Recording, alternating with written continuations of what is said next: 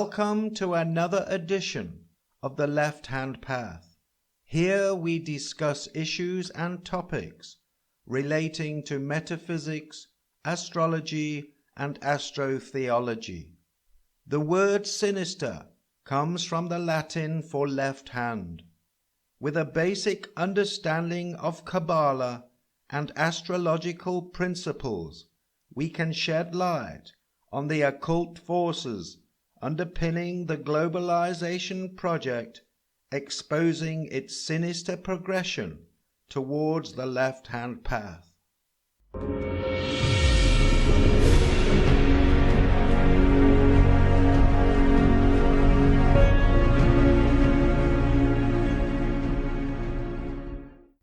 Trying to understand theology without a basic understanding of astrology and metaphysics is like sailing a vast ocean without a compass. During my research for this book, it became clear to me that any serious endeavor towards unveiling occult and theological matters must incorporate a basic understanding of Kabbalah. Being the benchmark for most theological and occult ideologies, Kabbalah really is the key to unlocking our conscious connection to the Creator. Although evidence for Kabbalah only goes back to the 13th century, circumstantial evidence suggests it is much older and is an ancient form of astro-magic which influenced some of the greatest figures throughout history. Because of the profound esoteric wisdom contained within Kabbalah's fabric, it is still relevant in today's world of globalization and presents us with deep-rooted traditions underpinning the doctrines and ideologies of many secret societies and religious cults. Most people shy away from occult matters, believing this will compromise their righteous place within creation, soiling their relationship with the Almighty.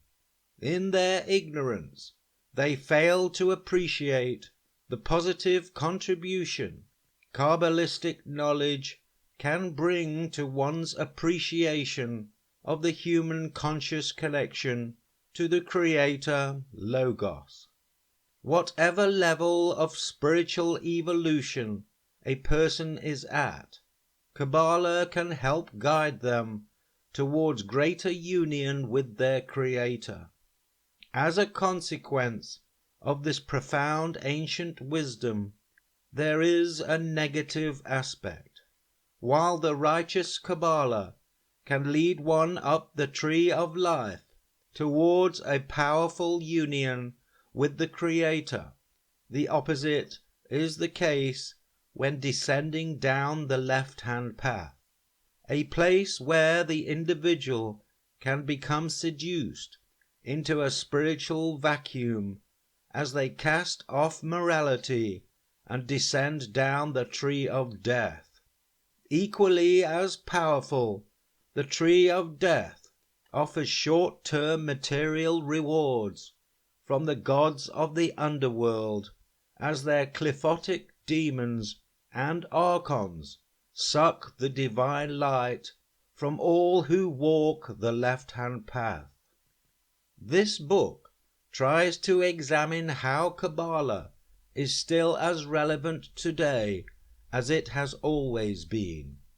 It explores how the globalization project, as a brave new venture for all of mankind, is in fact a collective journey down the left-hand path into the abyss.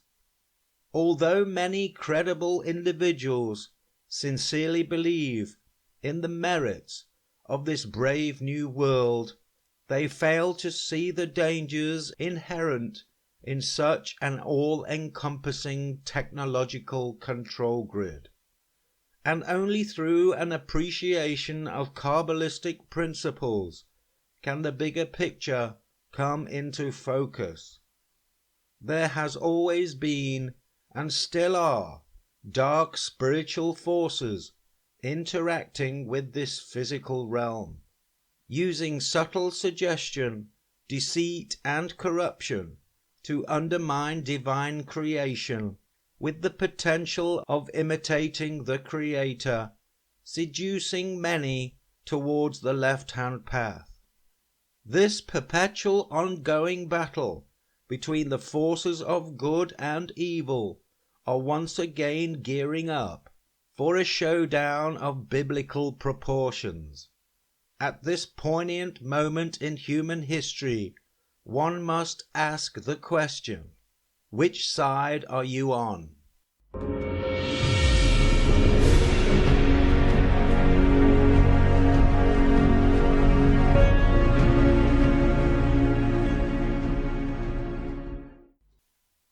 To understand what is meant by the left-hand path, a great deal of esoteric and occult hidden knowledge needs to be understood.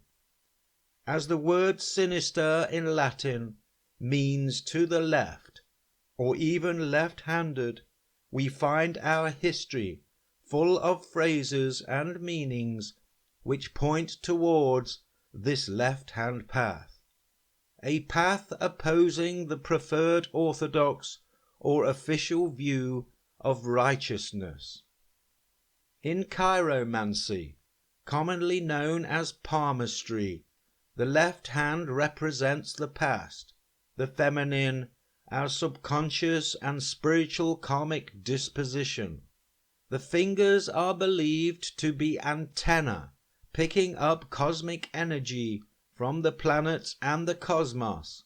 This energy is then displayed on the hand of an individual through various lines, mounts, and form.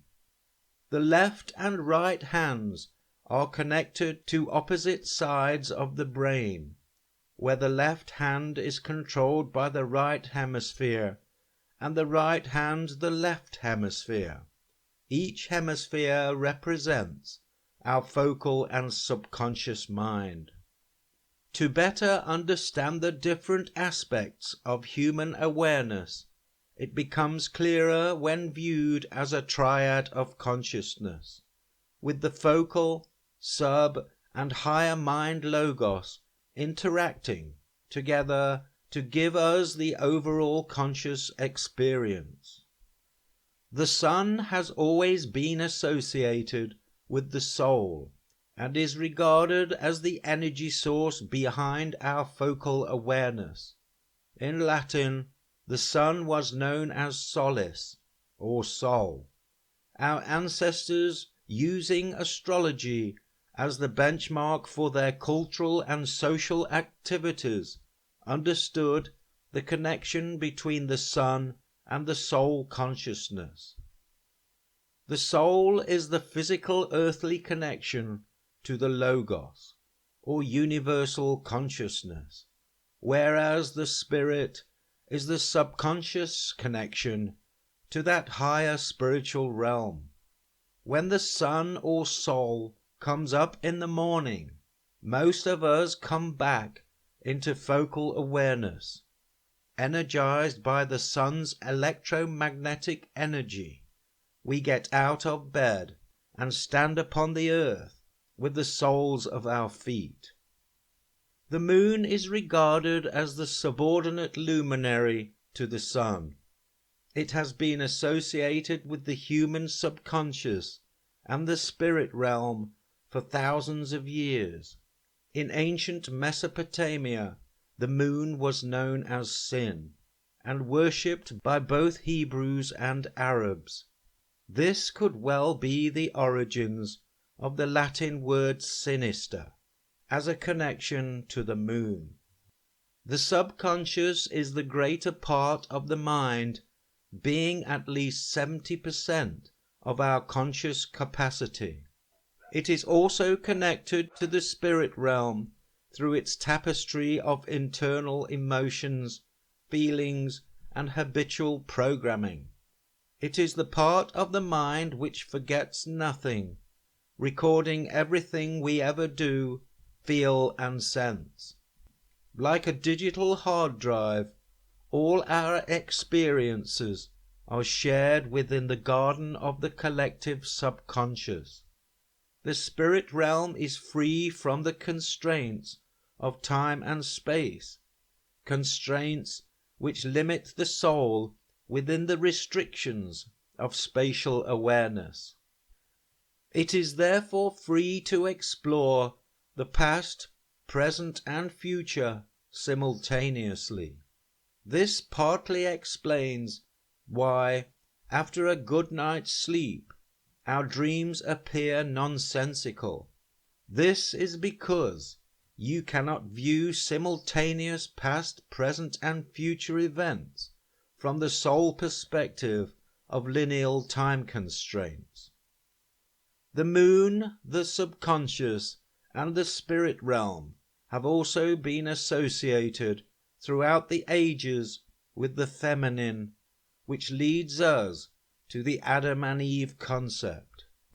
Women have traditionally been regarded as more spiritual than their male counterparts, whereas men are generally better at spatial awareness exercises and coordination. And so it is written, the first man, Adam, was made a living soul. The last Adam was made a quickening spirit. 1 Corinthians 15:45. In astrology, each sign of the zodiac has a ruling planet, which influences that sign with its overall metaphysical characteristics. For example, Aries is ruled by the planet Mars, and Mars is the planet of proactive energy focused in a specific direction. This is reflected in the glyph for Mars, a circle with an arrow or cross pointing outwards towards its chosen direction. In astrology, each glyph is made up of 3 separate components: the soul, the spirit, and the physical. These are symbolized by a circle, a crescent, or a cross, combined in specific ways to represent the metaphysical characteristics of the individual planet's energetic construct and personality. This allows those who understand the language of astrology to interpret what is taking place. When the zodiac is divided up into day and night polarities, where the day is ruled by the sun, soul, and the night is ruled by the moon, spirit, some interesting observations can be made. Our ancestors relied mainly on nature to provide the light necessary for their day-to-day activities. Consequently, most people who had limited means would wake up when the sun appeared, performed all their daily chores while it was light, and then sleep when the sun went down. They saw the darkness as a cold, frightening, and evil place. Adam, or a day man, represented the day, the soul, and the masculine part of the zodiac, while Eve represented the evening, the dark, and the evil part of the night. Our ancestors, therefore, lived in the day and viewed the night as a grim doorway into the underworld, far from the life-giving warmth and properties offered by the sun. Live spelt backwards is evil, and lived spelt backwards is the devil.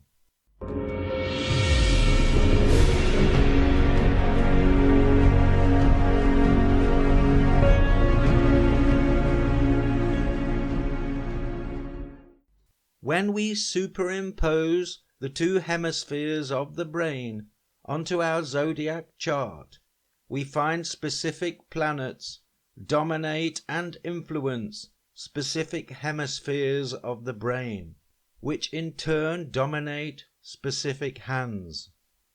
The planetary rulers of each zodiacal hemisphere of the brain influence each hand accordingly.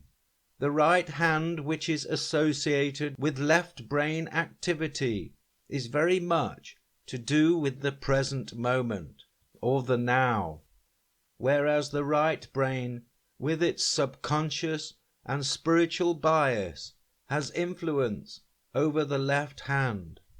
Here we see certain planets dominate each hemisphere along with each hand.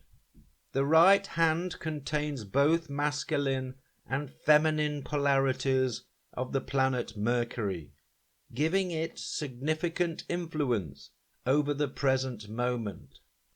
To appreciate living in the now to its full potential, one must optimize good communication between all levels of consciousness, where Mercury, the messenger and planet of communication, plays a leading role. The planet Mercury was and is still known as Buddha in Sanskrit. Gautama Buddha, the sage, is often depicted with his right hand held out as he teaches the path to enlightenment and the art of living in the now. It is also not uncommon to see Buddha's right hand displaying a spiral symbol denoting the sun. The flag of the Vatican is quite revealing in a variety of subtle ways. It reflects the Catholic Church's understanding of this triad of human consciousness.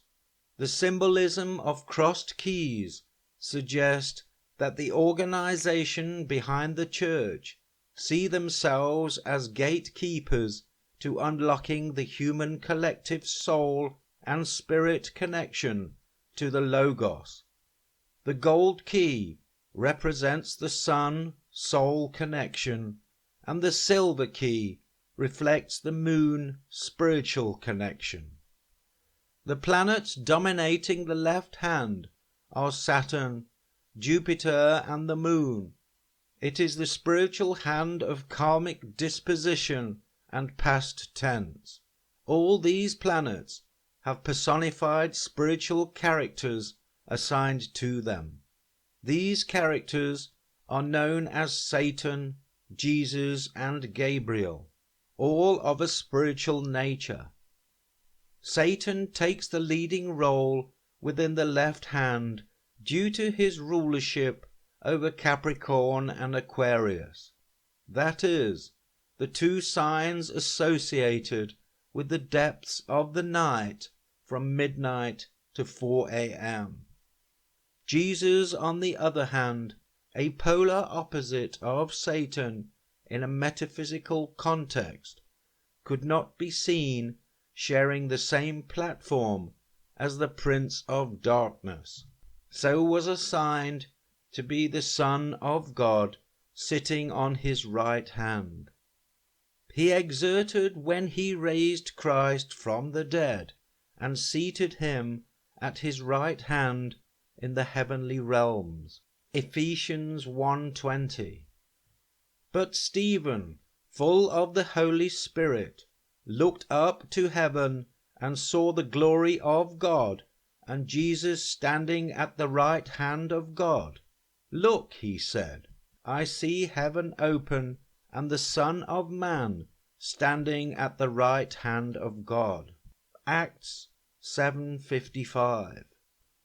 Because Saturn is the main ruler of the left hand, Satan, its personified deity, has been associated with the left-hand path, together with the old name for the moon's sin. As stated in my previous book, Language of the Gods, Archangel Michael represents the angle of the sun in the sky and therefore the right hand, while Gabriel represents the moon, and therefore the left hand. All the archangels are personifications of the planetary angles in the heavens. They make up the Elohim, plural for more than one God El. This is why most archangels' names end with the letters El. Their influence on human consciousness is an accumulation of electromagnetic stimulation reaching us at different angles from out in the solar system. According to the Jewish encyclopedia, both Michael and Gabriel are told which side of God they should stand. Michael stands at the right hand of God, Gabriel at his left. Jewish encyclopedia.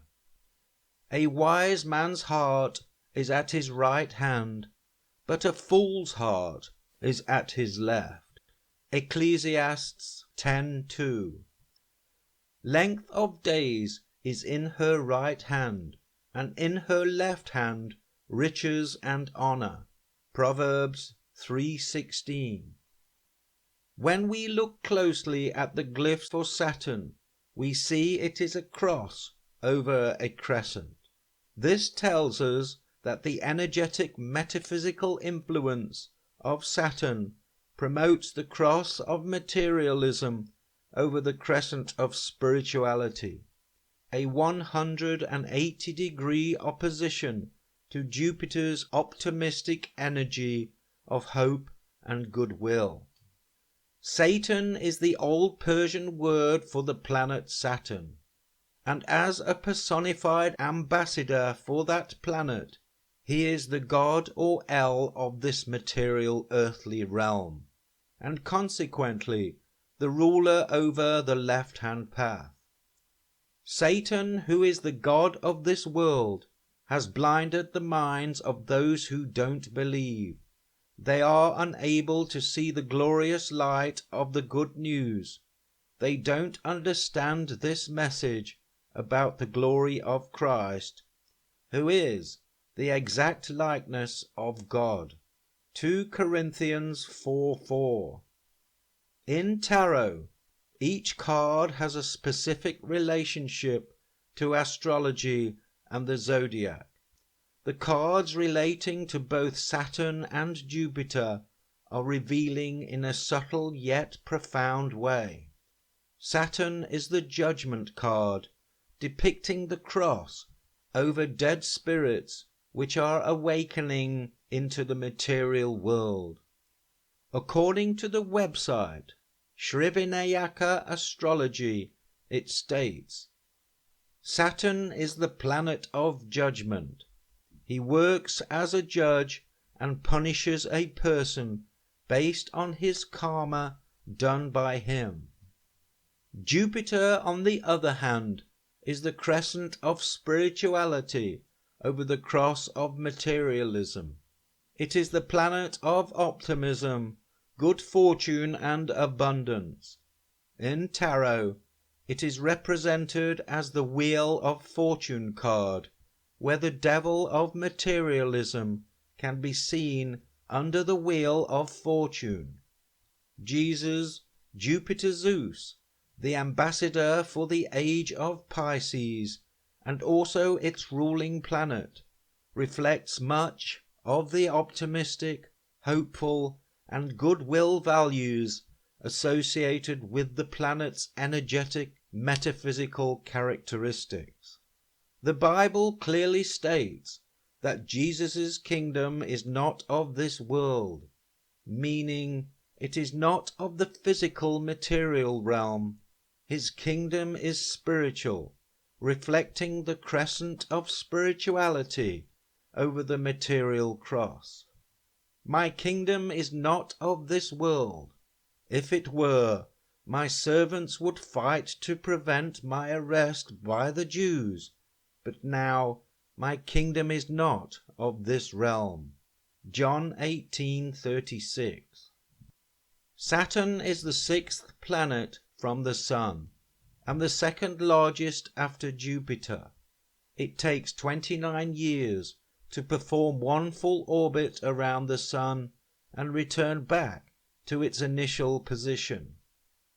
It is a gaseous giant 9 times bigger than the Earth, comprising mainly of hydrogen and helium. It has 62 moons and a visible ring system made from ice particles. Together, Jupiter and Saturn account for 92% of the total planetary mass in our solar system. Saturn has for many years been depicted as a black cube and synonymous with the number 6. An astrological explanation for this came about in 1981 when the Voyager spacecraft sent back photographs of Saturn's bizarre hexagonal-shaped weather pattern at its north pole. For our ancestors to know about this is another mystery, or just another unacknowledged anomaly, suggesting they once had advanced in-depth knowledge of the stars and planets within our solar system. The astrological and metaphysical characteristics of Saturn are to some extent a reflection of its position out in the solar system. Being the furthest planet visible to the naked eye, its slow progression across the heavens gives it the title of Master or Father of Time. Its restrictions and constraints in the physical realm give us the opportunity to learn valuable lessons during the course of our lives. Other characteristics of Saturn are as follows: pessimism, restrictions, limitations, accusations, time, order, discipline, control, authority, rules, structure, the past, perseverance, depression, stability, frustration, old age, tradition, conventionality, commands us to get to work and to work hard and to withstand the test of time. In our distant past, before the days of monotheism, our ancestors left us detailed clues as to their understanding of the constellations, planets, and the solar system as a whole, giving us the impression that they were far more sophisticated than modern established historians would have us believe. Before monotheism, it appears that a general appreciation of all the planets in a polytheistic fashion was preferred, harmonizing each culture's conscious connection to the Logos, while keeping a balance between nature and planetary rhythms and cycles. As humanity evolved, various forms of monotheism sprang up, worshipping different singular deities. Modern academia, universities, and theologians fail to appreciate that all the main monotheistic religions of today have singled out a specific planet as their focus of worship, promoting that planet over all the rest. The result of this single planet worship restricts each religious cult with the energetic characteristics of that single planet at the expense of all the others. Consequently, it submerges that society within the characteristics of that single planet's energetic construct, eventually precipitating and promoting those characteristics out into the cultural consciousness as a whole. Christianity chose Jupiter as its primary planet. Islam chose Venus, Buddhism chose Mercury, and Judaism chose Saturn.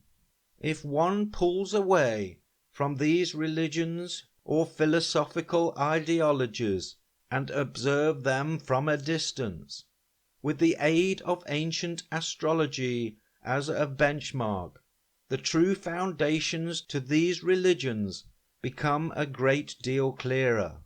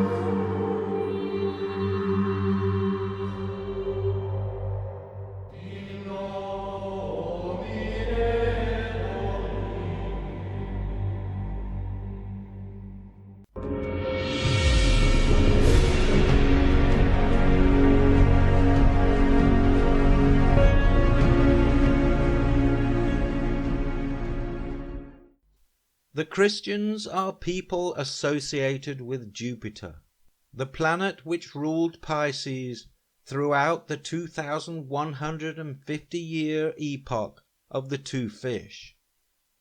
The Pope sits on the throne of Peter, focusing mainly on the energetic frequencies given off by this planet and the luminaries of the sun and moon, giving a Christian perspective of the triad of consciousness.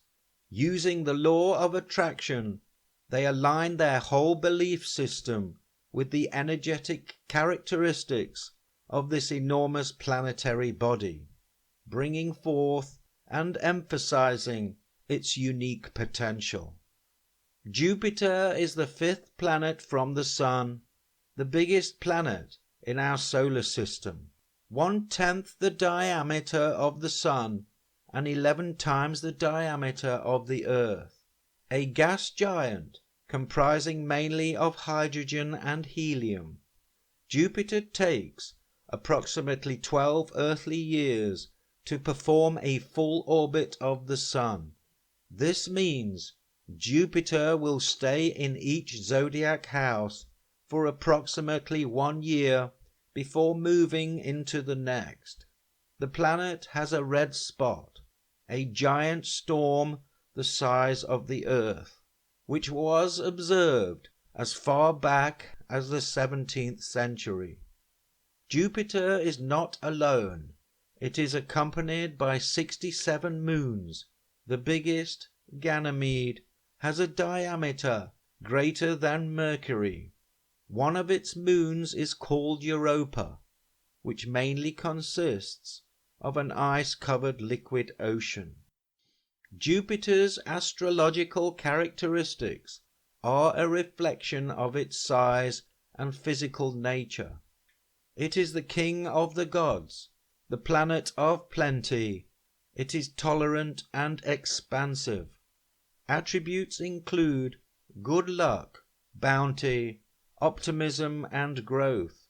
It comes with morality, gratitude, hope and honor. Jupiter can guide you to a sense of purpose and high ideals. Some of its pathways towards fulfillment come through learning, travel, challenges, and philosophy.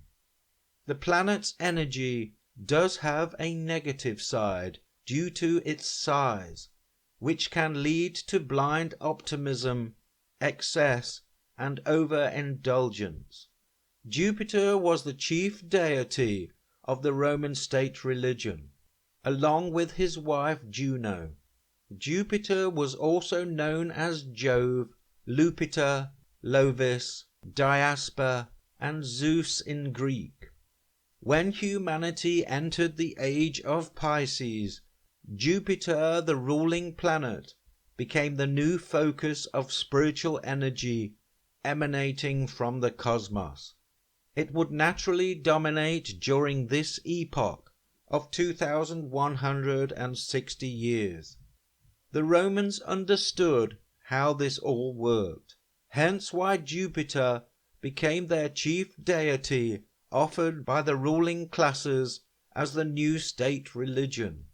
Any form of grassroots spirituality which preached the truth, the light, and universal wisdom were targeted as a threat to Rome's new established authorized religion. The early Christians and Jews possibly understood holistic wisdom and its origins better than we do today. Consequently, their position posed a threat to the establishment's doctrine, with many of them unwilling to depart from the science of light and their knowledge of universal teachings. As the state took control over the running of this New Age Christianity, they undermined its potential by offering a perverted and diluted version of the truth, organizing a new religion, taming Jupiterian energies for their own benefit. The Romans threw the early unreformed Christians to the lions, but once the Christian religion was under the control of the ruling classes, they no longer needed to inflict cruelty upon those poor animals. Their new weapon was to use suggestions which would alter the subconscious beliefs in the minds of the masses, steering them on a safe manipulated path, a path keeping them in obedience and under control. The vice for Jupiter is gluttony.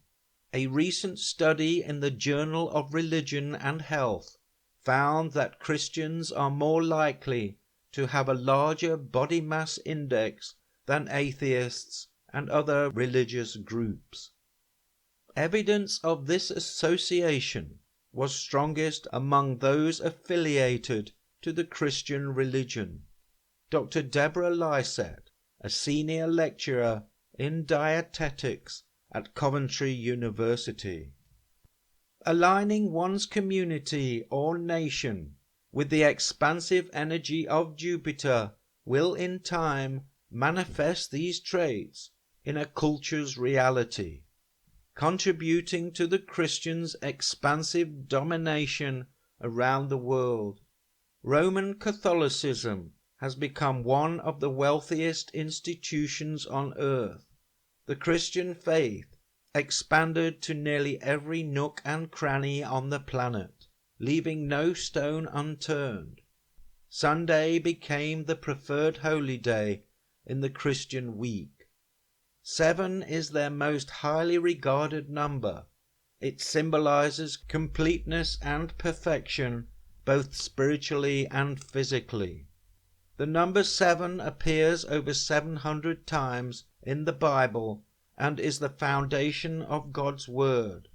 Although Christians are associated with Jupiter, they are also equally aligned with the Sun and the Moon in a triad of Father, Son, and Holy Spirit, choosing the day of the Sun to focus on their faith. Thursday, Jupiter's Day, is not entirely neglected. Holy Thursday is one of the most important days on the calendar of the Catholic religion. During the Last Supper, Jesus offered himself as the sacrificial lamb. He bid farewell to his followers, before prophesying of his betrayal and subsequent death. All around the world, bishops and priests celebrate what is known as the institution of the priesthood, Holy Thursday, where a Mass is held in which a senior bishop washes the feet of 12 Catholic priests. The feet are associated with the zodiac house of Pisces, and there are 12 priests, one for each house. This is a symbolic reconstruction of the moment when Christ washed the feet of the 12 apostles. The cross can also represent a 4-pointed star, symbolizing the day of Jupiter. There is no greater example of Jupiter's expansive gluttony expressed in the physical realm than the Christian festival known as Thanksgiving, and it is no coincidence that this festival is celebrated on the 4th Thursday in November.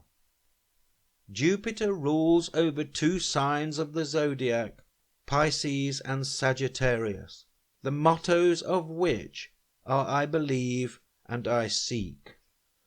Although Sunday has been adopted by the Christians as the first day of the week, probably due to the importance of the sun as the primary luminary in the heavens, in the ancient world the day of Monday was considered as day 1.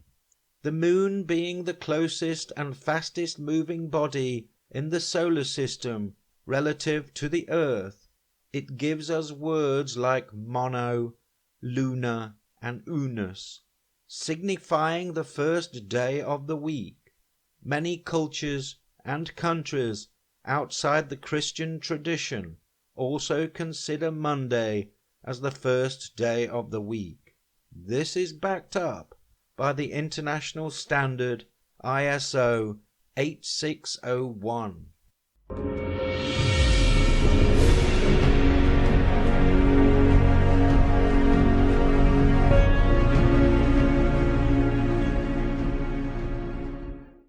Muslims make up approximately 23% of the world's population.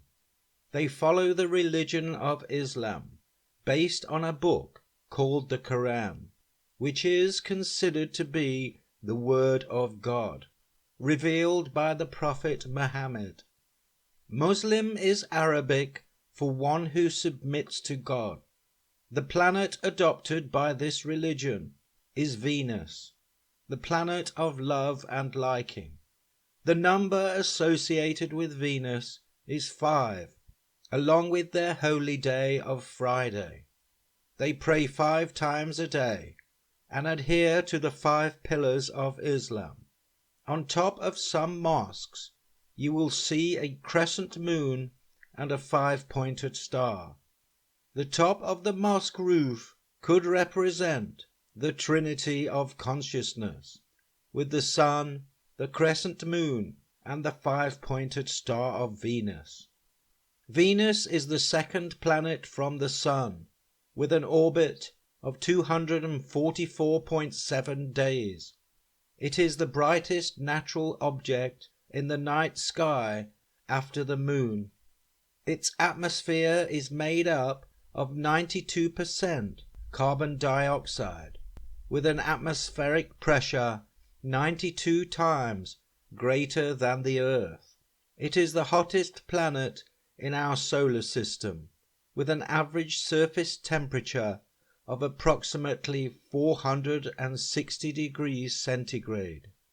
The astrological energetic characteristics of Venus include love, liking, and the pleasures we take from life, along with our appreciation of the exquisite nature of all things, especially things which make us happy, including our luxuries and possessions.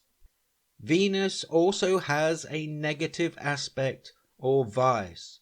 This energy can be misused, transpiring as self-indulgence, self-centered, vain and superficial. The traditional vice for Venus is lust, which is understandable once you comprehend the characteristics of Venus, which was also linked to Aphrodite. This could be one reason why some Muslim women are required to wear the burqa, in an attempt to reduce temptation in their male counterparts by keeping them away from lustful vices. Venus rules Taurus, I have, and Libra, I complement. One is a fixed earth sign, and the other is a cardinal air sign. Libra is associated with law and justice, a balance of right and wrong. Sharia law, a term which means the path or way, is a legal framework to regulate those who live within the Islamic system. It deals with many aspects of life, handing out some extreme and harsh penalties. Today's propagandized view of Muslims by Western powers is an attempt to demonize them for economic and political reasons, and the picture they portray is largely an inversion of Venus's planetary energies. Prior to Muhammad, much of the Arab world was still involved in polytheism or paganism, participating in the Arabian star family worshipping cults. The Assyrians considered Athtar Venus to be the supreme deity who suddenly appeared around 2500 BC. Assyria and Syria means the land of Venus. According to Dr. Rafat Amari, in his book Islam in Light of History, he suggests that Venus stole the title of Allah from the moon, and both the moon and the sun became subjects to Allah, the brightest star. If you asked them who created the heavens and earth and subjected the sun and the moon, they would surely say Allah. Then how are they deluded? Surah 29:61. The Muslim scholar and historian Al-Musadi, 896 to 956, reveals that Venus was the star of choice worshipped in Mecca, Tathrib and Yemen, which also hosts a Kaaba similar to the one found in Mecca. The Kaaba in Yemen was built specifically for the worship of Venus. Allah became a great and high star, which descended every third part of the night to appear to his worshippers. In Islam in Light of History, Dr. Rafat Amari cites a source from Ali bin Burnham al-Din al-Halabi, known as the author of Halabi. Allah descends to the heaven of this world when it is the last part of the night. It is clear that, by the word Allah, they meant the morning star, which they saw in the third portion of each night. Islam in Light of History.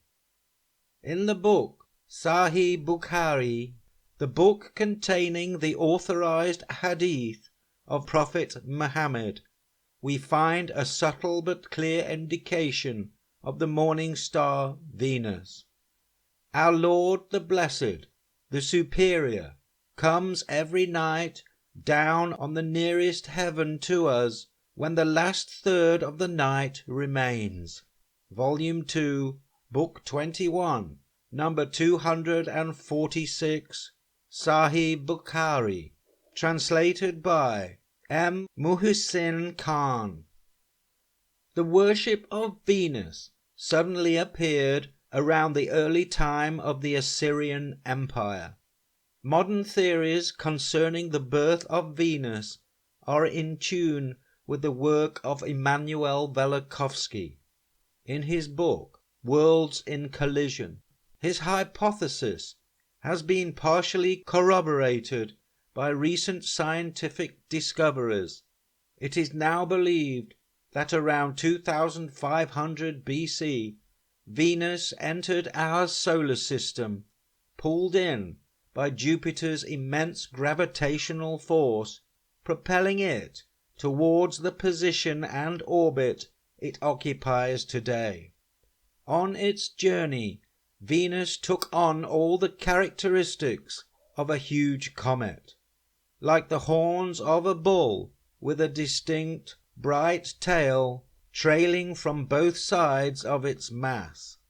As it moved towards its new position, it is thought that it interacted with the Earth on 4 separate occasions.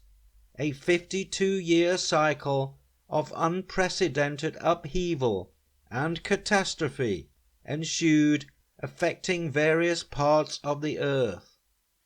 During this time, it has been suspected that the Earth's gravitation turned over, the sun rose in the west and set in the east, and the North Pole flipped to become the South Pole. 4 times in this period, so they told me, the sun rose contrary to experience. Twice he came up where he now goes down, and twice went down where he now comes up. Yet Egypt at these times underwent no change either in the produce of the river and the land, or in the matter of sickness and death. Herodotus, Book 2 of his Histories, chapter 142. I mean the change in the rising and setting of the sun and the other heavenly bodies, how in those times they used to set in the quarter where they now rise, and used to rise where they now set. Plato, the Statesman, page 49 to 53. Due to its time as a comet, Venus has been associated with a beard or one with hair, Venus barbata. Venus worshippers would grow their beards to symbolize the comet's tail. The Kaaba in Mecca houses a very important stone. It is a meteorite which fell to earth, supposedly at the time of Adam, possibly from Venus as it passed by. It was set in the wall of the Kaaba by Muhammad in the year 605. The stone was believed to have been white, the same color as Venus when it was first discovered, but went black over time when combined with the bad energy of humans touching it. Some scholars have suggested that the crescent moon on the top of the mosque represents the comet Venus, not the moon. However, the overall picture is clear that Venus played a major role in the lives of the people who witnessed its birth and entry into our solar system. A new god was born, and thus a new religion. Muslims pray 5 times a day. Their first pre-dawn prayer meeting is known as the Fajr. Coincidentally, this takes place when Venus appears on the horizon at Mecca in Saudi Arabia.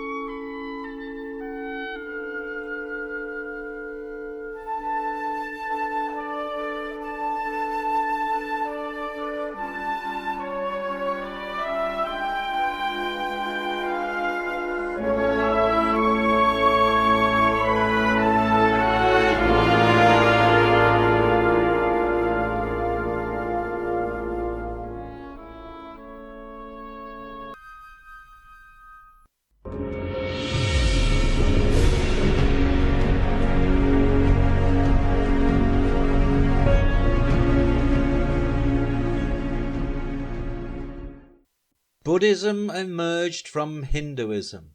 It is a non-theistic religion philosophy. In Sanskrit, the word Buddha refers to the planet Mercury, the planet of intellect and communication. The word Buddha with 2 Ds means awakened one or enlightened one. Gautama Buddha was a man born into a wealthy family. His father was elected chief of the Shakya clan and expected his son to follow in his footsteps. When Gautama was 29 years old, he left the comforts of the palace to pursue a journey of discovery, understanding, and enlightenment. In Buddhism, there is no creator and no supreme God. The only way to salvation is through your own spiritual improvement. The Buddha teaches you to question everything, including the Buddha. Through Buddha's teachings, the Dharma, he will show the way or path. It is up to the individual to decide their own route to nirvana. The Buddhists also believe in reincarnation, the cycle of birth, death, and rebirth. Mercury is the smallest and closest planet to the Sun, with an 88-day orbit. The planet has virtually no atmosphere, creating an environment where the surface temperature fluctuates from -173 degrees centigrade during the night to +427 degrees during the day. Its surface is similar in appearance to our moon, having a large number of varying sized craters scattered across it. Looking at Buddhism from an astrological perspective, we find correlations between Mercury, Wednesday, and the number 3 throughout Buddhist traditions and practices. The number 3 is a common occurrence in Buddhism. The 3 precious jewels, Buddha, the teacher, Dharma, the teachings, Sangha, the community. 3 poisons, ignorance, attachment, and aversion. The 3 baskets of the Pali Canon. 3 aspects of the Eightfold Path, morality, meditation, and wisdom. At the Buddhist temple, when bowing, one makes 3 prostrations with 3 sticks of incense. When making a ceremonial procession around a temple or tomb, it is done 3 times.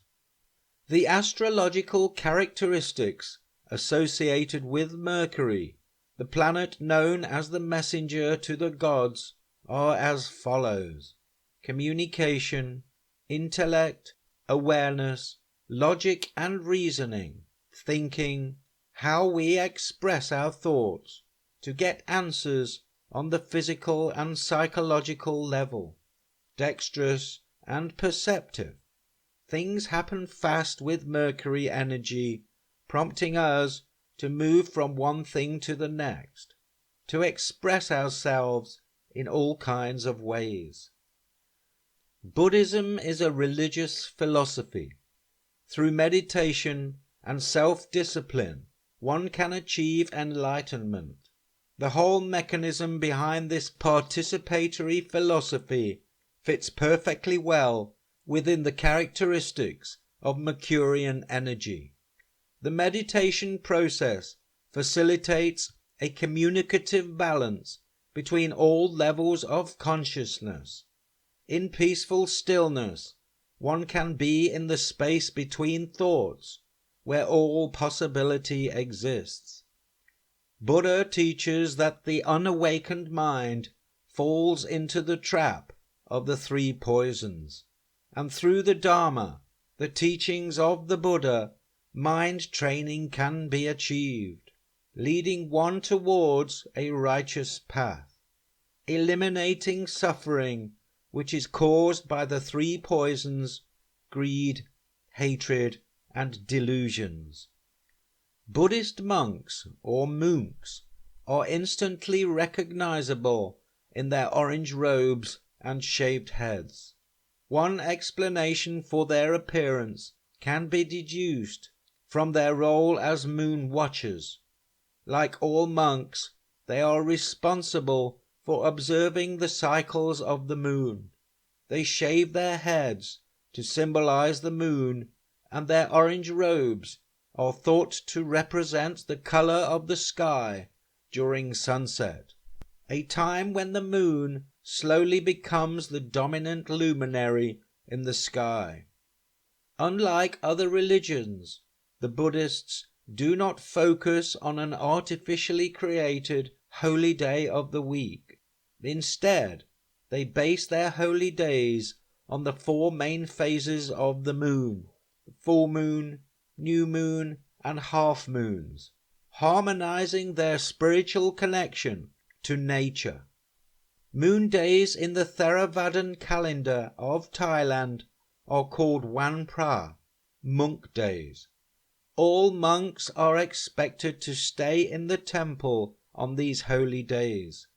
Wan Put is Thai for Wednesday, and Put is another word sometimes used for Buddha. Mercury rules over two signs of the zodiac, Gemini and Virgo. The energetic mottos for these two signs are I think and I examine, a perfect reflection of the philosophical approach of the Buddhist.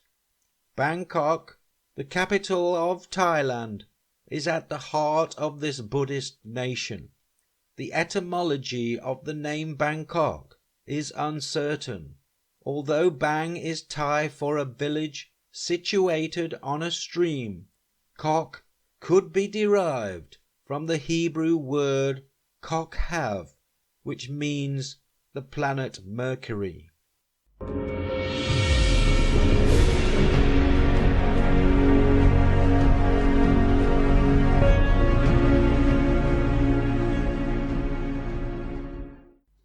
As already mentioned, Saturn has for many years been depicted as a black cube and is synonymous with the number 6. Saturday is the Jewish Sabbath, the 6th day of the week. They also use the 6-pointed Star of David to represent the Jewish faith. The Orthodox story of the Jews is as follows. During the age of Aries and Pharaonic Egypt, the tribes to the northeast between the Nile and the Euphrates were known as Canaanites. A city-state system evolved around 1500 BC in Egypt, Mesopotamia, and Canaan. The story of the beginnings of the Israelites starts around this time, with each city-state using the Canaanite people as economical slaves. A man named Moses appeared to liberate these slaves from the exploits of the Egyptians. An exodus of 600,000 men and their families followed, leading them back to the land of Canaan, the promised land. They wandered through the desert for 40 years before finally settling in the hills of the West Bank. Here they grew from small villages into towns and cities. Conquering the old cities of Canaan, they also built a temple in Jerusalem, the first temple, honoring their single deity, a monotheistic religion with the one God Yahweh. They called themselves Israelites, God's chosen people, unlike other religions at the time who were worshipping many gods. The Israelites taught against polytheism. The first holy temple was sacked by Pharaoh Shoshenq I around 930 BC, who carted away most of the treasure. It was stripped again around 700 BC by the Sennacherib king of Assyria, but finally destroyed by the Babylonians in 586 BC. At this point, the upper classes of the Israelites, the priests, prophets, and scribes, were marched off to Babylon as captives. Here they organized themselves with their scrolls into writing the first 5 books of the Bible, known as the Torah. Without a city or a temple, they wrote their Bible to keep their faith and traditions alive. Although in exile in Babylon, they could still worship, pray, perform rituals, and keep the Sabbath alive. When Babylon fell in 539 BC, the Israelites went back to Jerusalem to build their second holy temple, which was nowhere near as grand as the first, but allowed them to focus on their religious practices. When Alexander the Great took control around 332 BC, the second temple narrowly escaped being destroyed. It wasn't until 198 BC, when Antiochus the Great came along with the Ptolemaic army, that a rebellion ensued. Antiochus wanted to Hellenize the Jews by converting them to Greek polytheism, but the rebellion was quashed. Later, under Antiochus IV, an official ban was placed on circumcision and the religious observance of the Sabbath. Plus, a statue of Zeus was erected in the second holy temple. When a Greek officer ordered a Jewish priest to perform a Hellenistic sacrifice on a pig, the priest killed the Greek officer and with his 5 sons fought off the Greeks and won their freedom. The Romans eventually arrived and took control of the city. Their military might was just too much for most cities to resist. Around 20 BC, the second temple was renovated and extended by King Herod the Great, a stooge for the Roman Empire. Finally, during the siege of Jerusalem in 700 AD, the Romans flattened the city, destroying the temple and much of the Jewish culture. In 132 AD, during the Bar Kokhba revolt against the Romans, the Jews wanted to rebuild the temple, but when the revolt failed, they were banished from the city, cast out into surrounding villages and towns. In the 7th century, during the expansion of the Muslim faith, a shrine was built on the site of the Jewish temple. This became known as the Dome of the Rock and has stood in the same place since 691 AD. The Al-Aqsa Mosque now stands in the temple courtyard. After World War I, the Zionists were given land in Palestine, the Promised Land. Many Jews settled there before, during, and after World War II, with a huge number perishing throughout this turbulent period. After World War II, with overwhelming sympathy for the deaths of 6 million Jews, a recommendation was put forward by the United Nations to form the legitimate state of Israel. On the 14th of May, 1948, this came into effect, but it came under criticism because some felt that the borders of this new state were not clearly defined in the declaration. In 1967, a war broke out. The Temple Mount, an old city of Jerusalem, was captured from Jordan by the Israelis. This became known as the 6-Day War. In 1980, Israel unified East Jerusalem and the Temple Mount with the rest of the city, against opposition from the United Nations Security Council. The Zionist Jews had a brave ambition to unite all the Jews together within the Promised Land, an area put aside for God's chosen people, from the Nile to the Euphrates. The flag of Israel reflects that ambition. The Star of David, the six-pointed star of Saturn, is between two blue lions, representing the Nile and the Euphrates.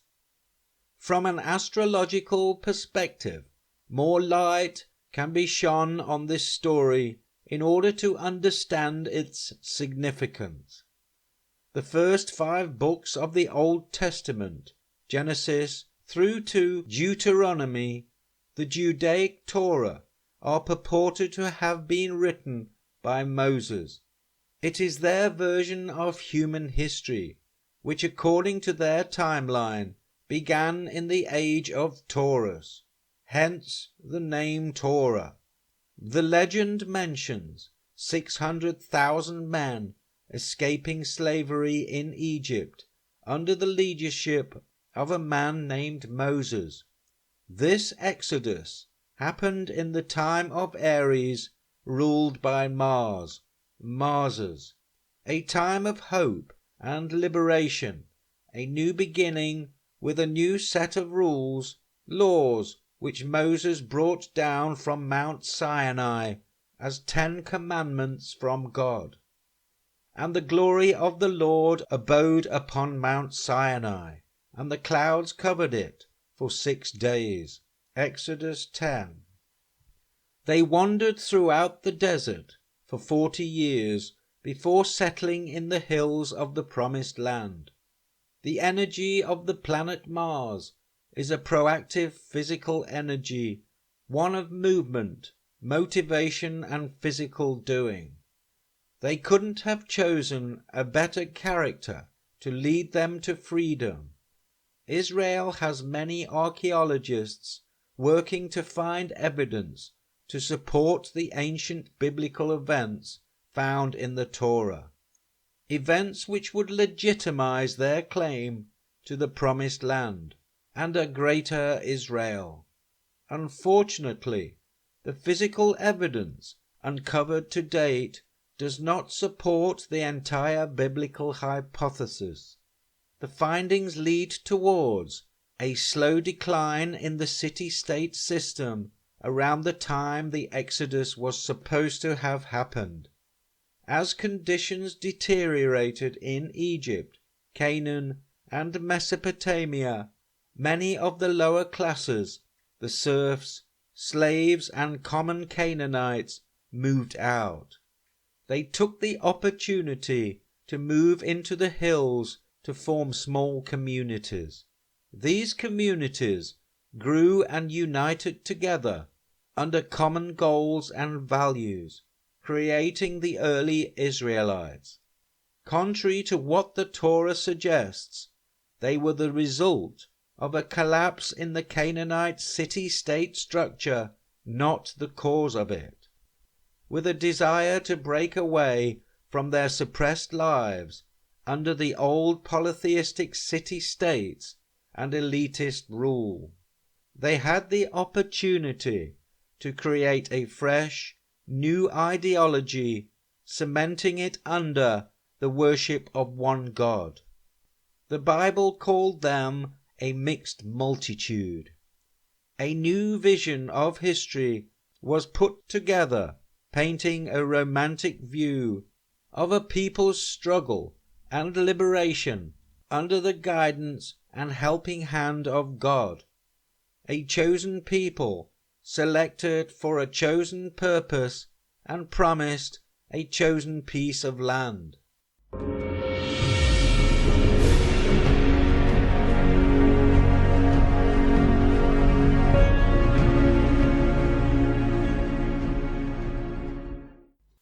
During these early years, many people were still polytheistic, unwilling to give up the traditions of the past.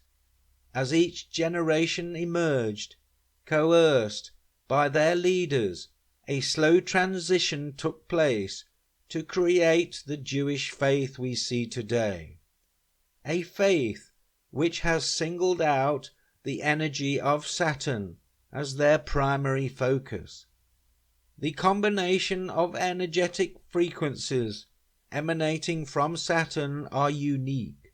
Submerging oneself in these energies will result in a specific character trait.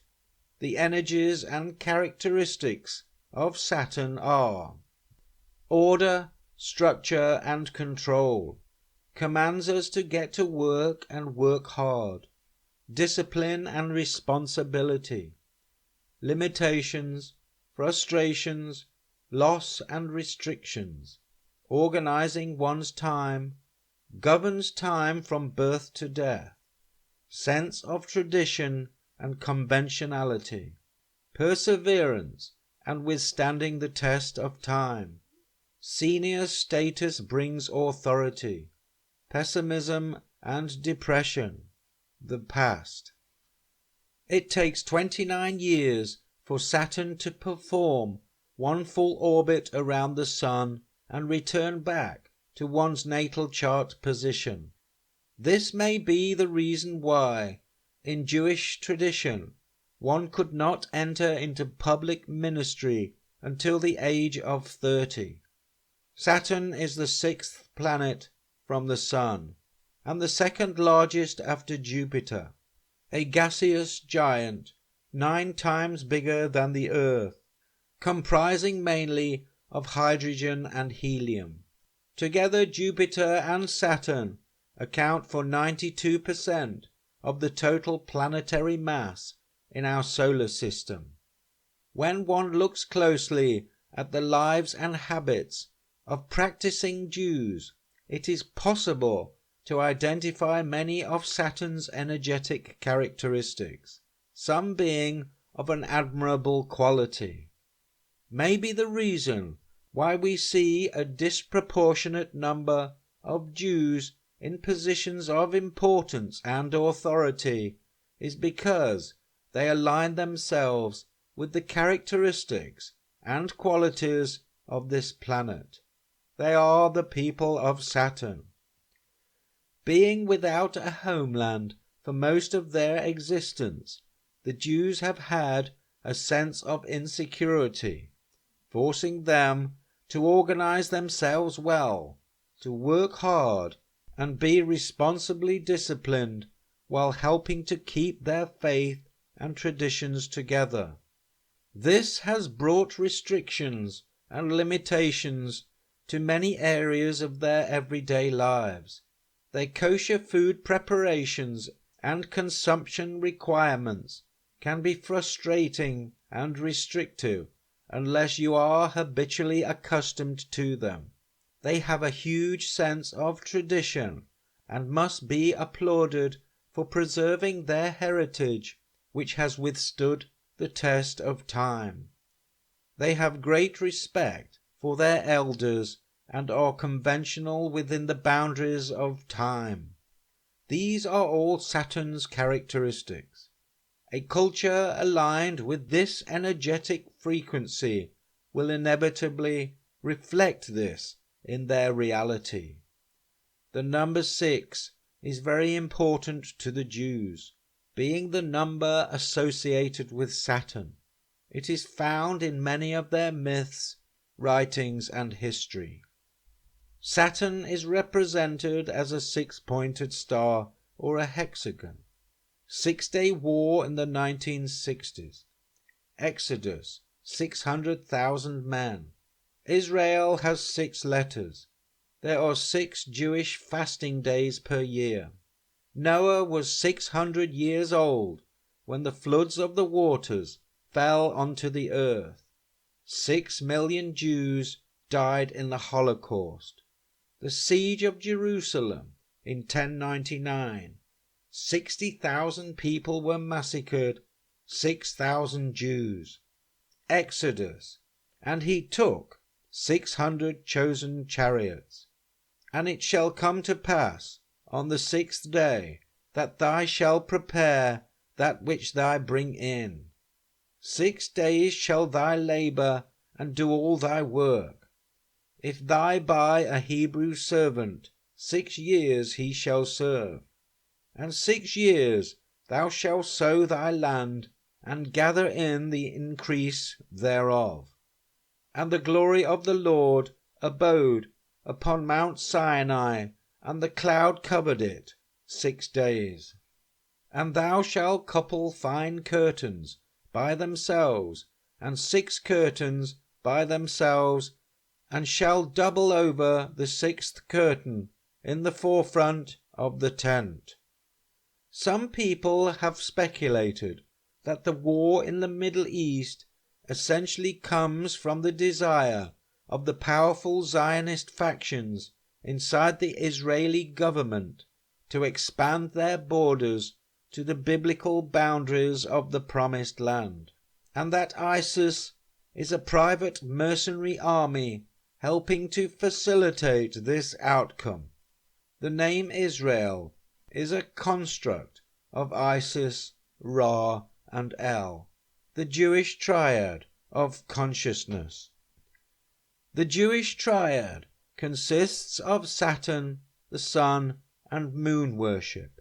The moon was favored and worshipped by ancient Hebrews, Arabs, and many other cultures in our distant past. The Mesopotamians named their moon god Sin or Nana. This is where the name for Mount Sinai originated. It is moon worship. The Jews who pray 3 times a day call their place of worship a synagogue. Agog means eagerly, expectantly, or merry mood. Black has for a long time been used to symbolize the planet Saturn, along with the shape of a cube. In traditional Judaism, the practice of wearing the tefillin is observed during weekday morning prayers. 2 black leather cubes containing scrolls from the Torah are joined by leather straps. 1 cube is placed over the third eye, and the other is placed on the subordinate arm, with the straps wrapped around the arm like Saturnian rings.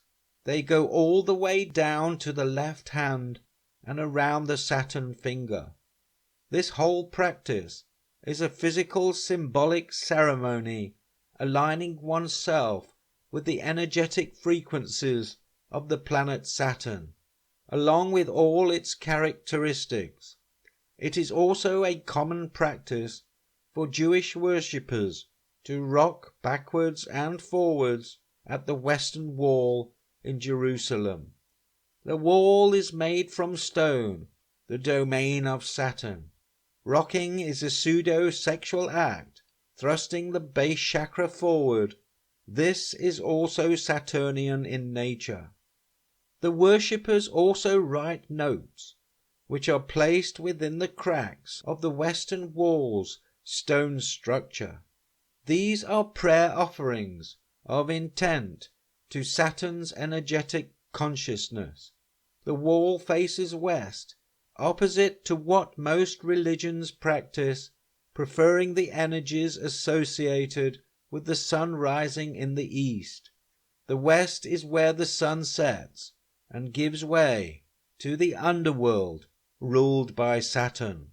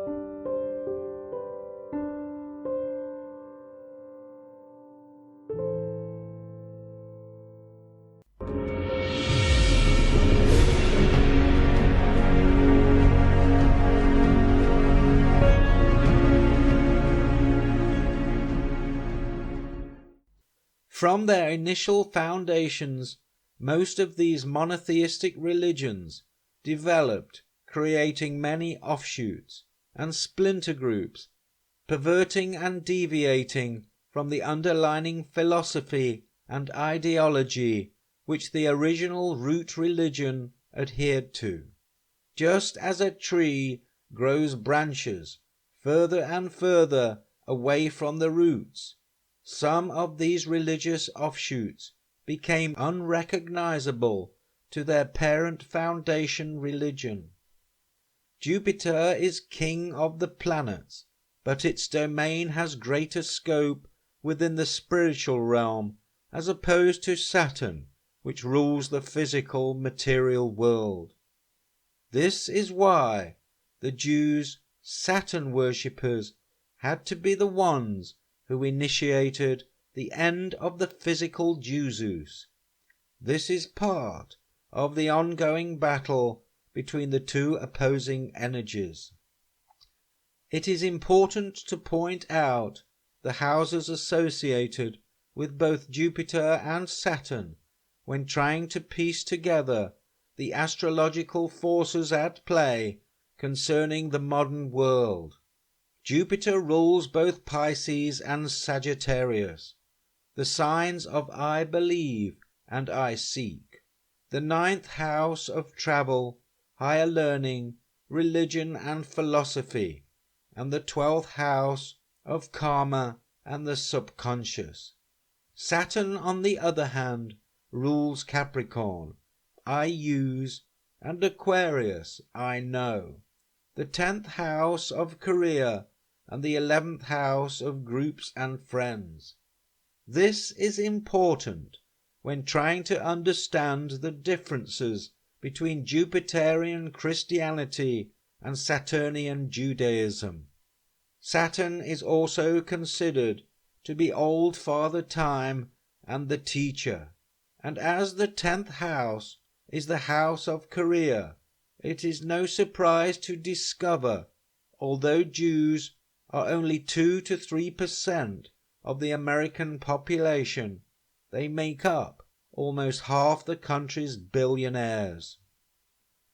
Christianity has generally been associated with seeking philosophical answers, higher learning, belief, and spiritual wisdom, while Judaism has been associated with Capricorn's I use, usury, career, business, and hard work.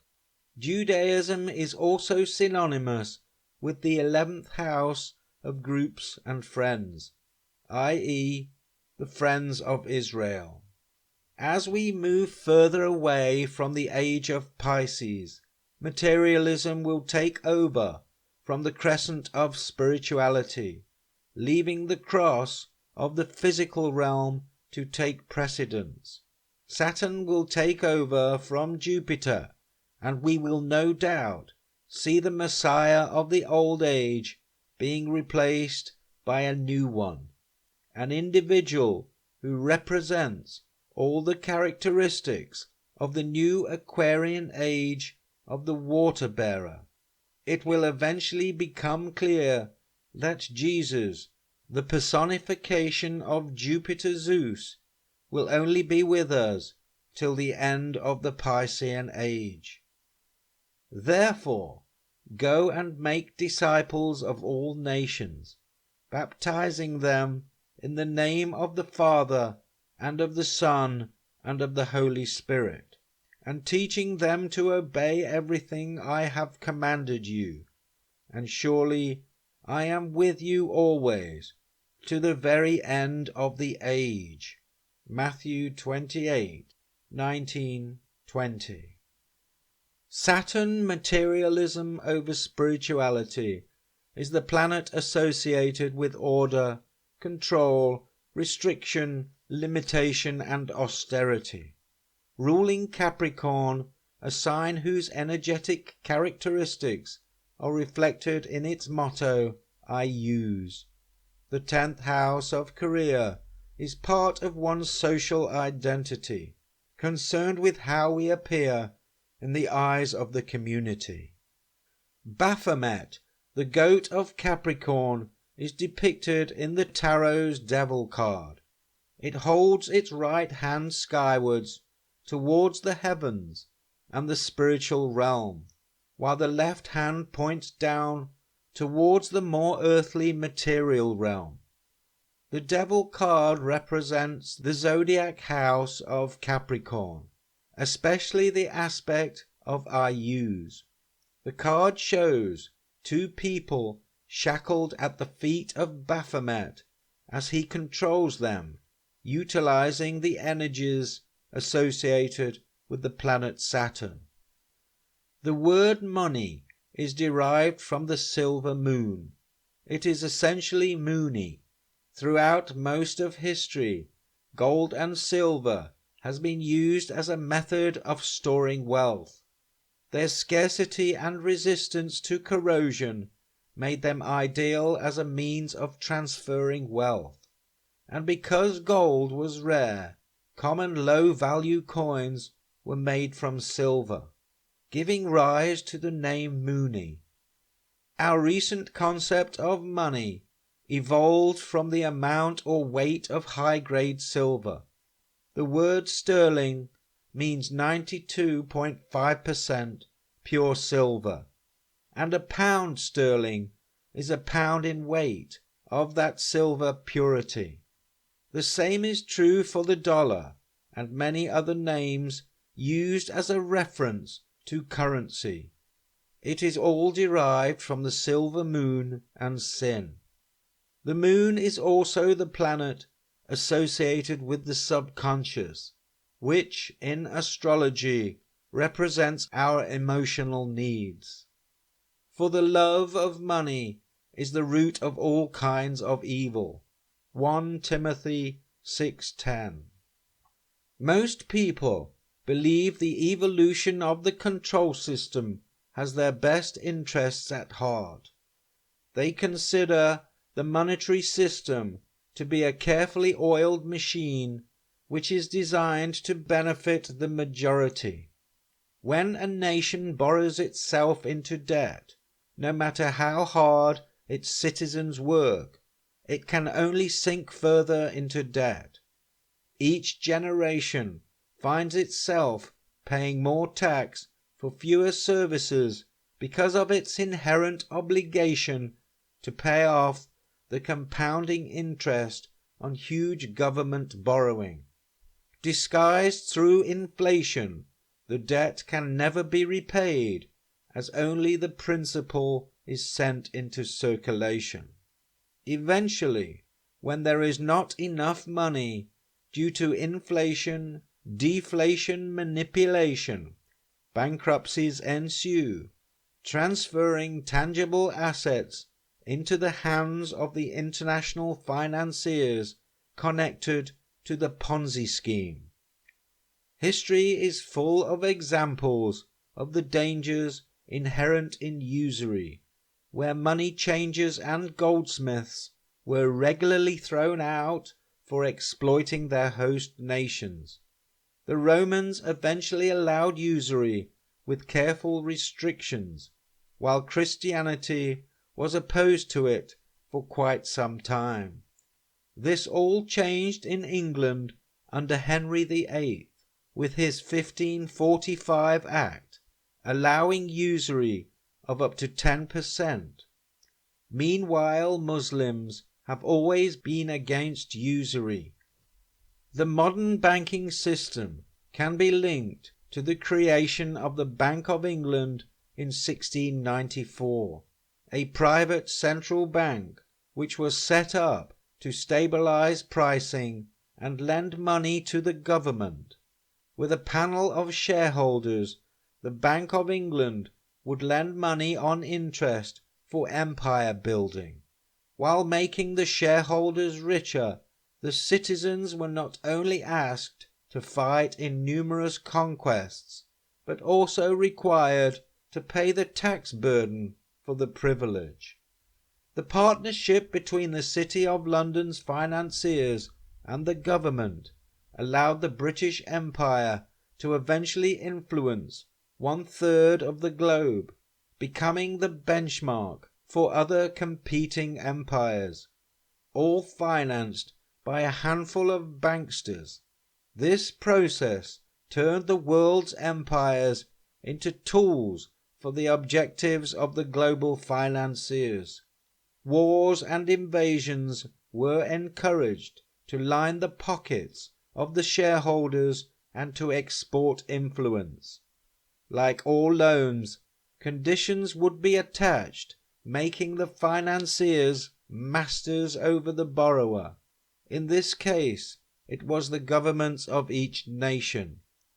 Incidentally, the City of London is a private corporation owned primarily by large financiers, outside the normal controls of the host nation.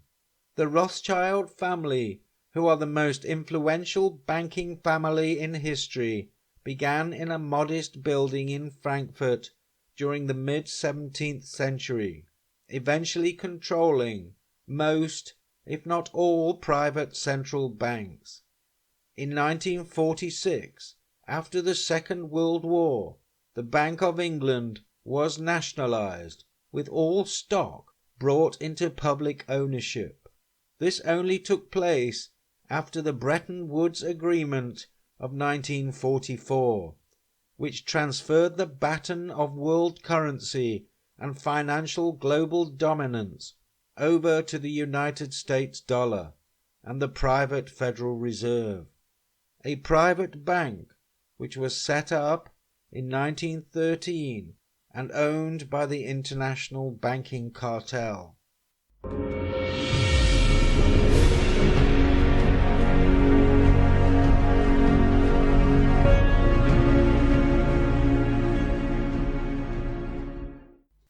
Every 2,160 years, the great astrological clock moves from one age into another, eventually moving through all 12 signs of the zodiac in an anti-clockwise procession over 25,920 years. This is known as a great year. As we move through this latest transition from Pisces into Aquarius, cosmic changes are taking place. It is a natural and inevitable cycle for the universe and humanity. New electromagnetic frequencies will stimulate our consciousness and therefore our perception of reality. As we move steadily into this new epoch of knowing, many people at this moment feel the world around them is changing, but are confused as to what is really behind the changes. Frustrated by the system they have been living under and supporting throughout their lives, people are feeling the strain under the pressure of these new changes. Humanity is awakening from a naive daze of Piscean belief, which it has been living under for thousands of years. People all over the world are beginning to see things in a different light, undermining what they previously believed to be real. Many have become suspicious of the control system and sense a greater force behind global events and earth changes. They don't know what it is, but they feel it. This transition into Aquarius, from a metaphysical perspective, is basically turning our whole concept of perceived reality upside down. The Piscean Jupiterian crescent of spirituality over the cross of materialism is making way for Saturn's materialism over spirituality. It is essentially a 180-degree paradigm shift in human consciousness. Everything is backwards. Everything is upside down. Doctors destroy health. Lawyers destroy justice. Psychiatrists destroy minds. Scientists destroy truth. Major media destroys information. Religions destroy spirituality. And governments destroy freedom. Michael Elner. The new age of Aquarius is the age of knowing. Traditional astrologers considered the whole age, all 2,160 years, to belong to Saturn, but recent astrologers, since the rediscovery of Uranus, have placed the daddy of Saturn as the ruler for the first half or 1,000 years of this new epoch. This makes for a very interesting contrast of planetary energies influencing humanity. While the controlling elite, predominantly aligned with Saturn, are expanding their restrictive Saturnian control grid, Uranus, the planet of rebellion, revolution, and unpredictability, will be pouring out cosmic frequencies over human consciousness. Energetic vibrations of freedom, new technology, and a need to break with tradition will certainly promote interesting times.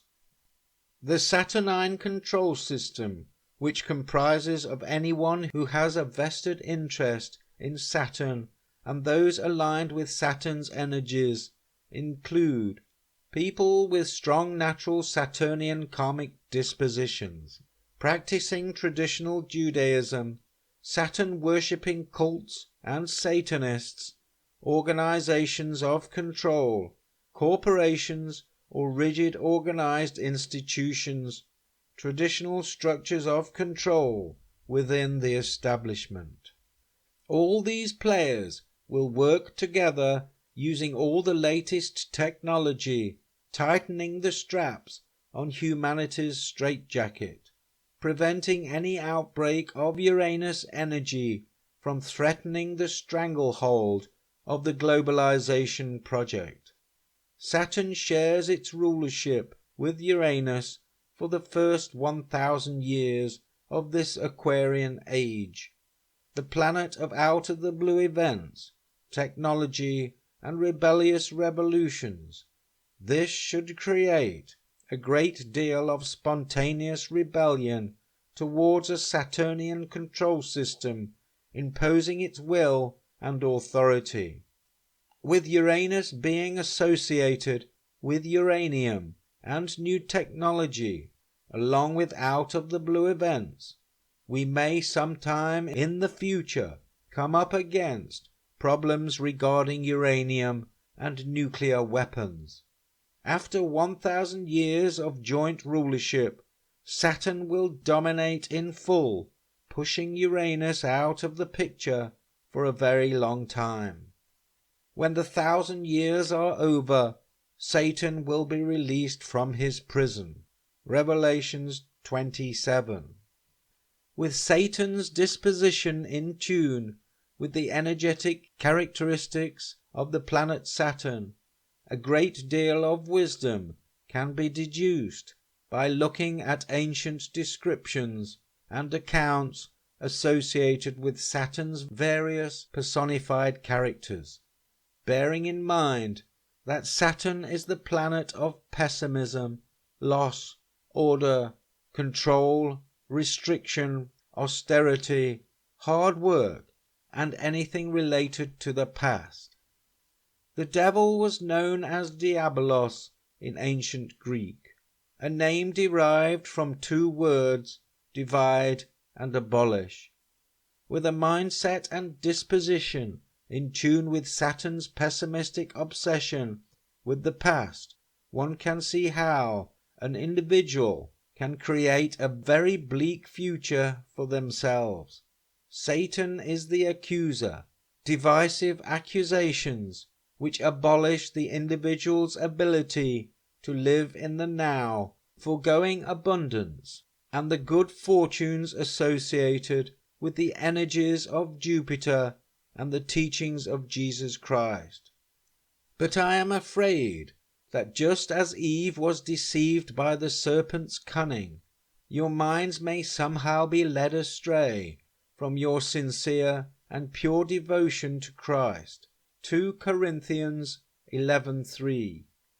Get behind me, Satan. You are a hindrance to me, for you are not setting your mind on the things of God, but on the things of man.